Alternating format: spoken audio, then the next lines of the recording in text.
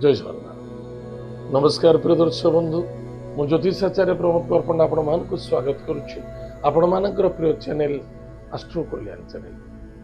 प्रिय दर्शक बंधु, जो व्यक्ति मन उक्त चैनल को देखुचंती सब्सक्राइब करिनांती सब्सक्राइब करंतु, लाइक करंतु, अधिक अधिक शेयर। एबे आसंतु जानिमा मासिक राशिफल 1 जुलाई 2026 ठारू 31 जुलाई 2026 मसीहा।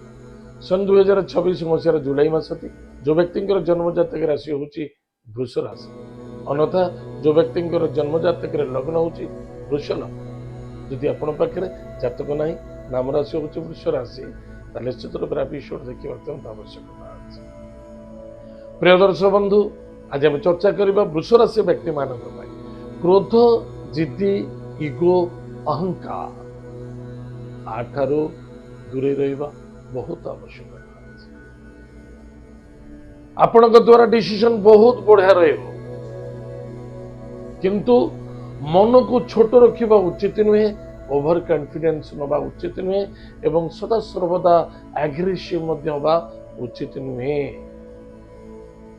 धैर्य आवश्यक।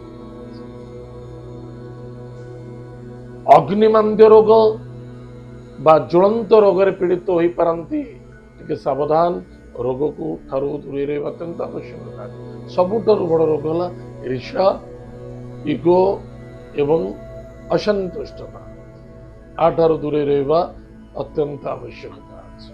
अर्थनैतिक क्षेत्र में लाभवान हेबे, निश्चित निसंदेहता संतान को नहीं आनंदित हेबे एवं जदि खर्च हुए ये संतान को पिछले पैसा खर्च हो।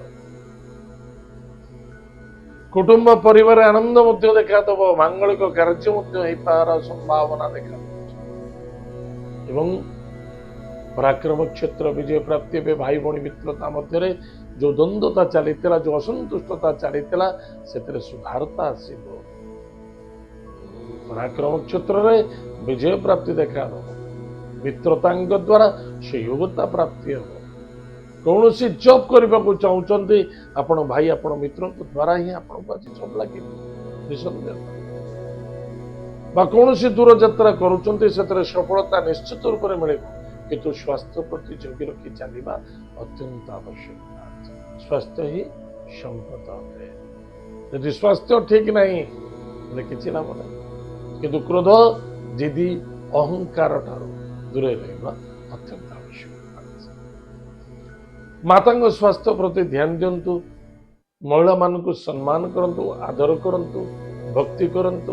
कौन से टेक्निकल लाइन रे आपण किछि कार्य करुतिले बा चलैतिले सेतर बहुत रूप से सफलता देखा दब, निश्चित सफलता मिलिबो। जो पिला माने मेडिकल करबा को चाहूतले, इंजीनियरिंग करबा चाहूतले, सेमानक पे मध्य मनर चाहत अनुसार कॉलेज प्राप्ति हबो। बस संतुष्टि और शांति बहुत आवश्यक। पिता पुत्र मध्य श्रद्धा आदरता रखिए। पिता कथा बहुत मन पड़े, स्मृति सामना को आसव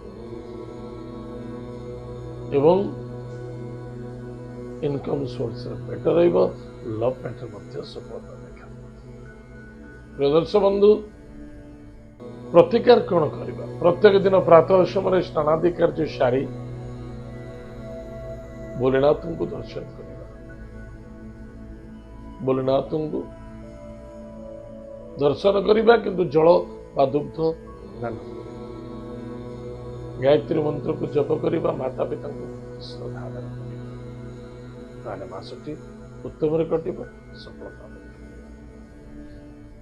एत वृष राशि व्यक्ति मानक मासिक राशिफल। आज तो समय देती कार्यक्रम का रखुचु। पुणी देखा। जय जगन्नाथ। नमस्कार।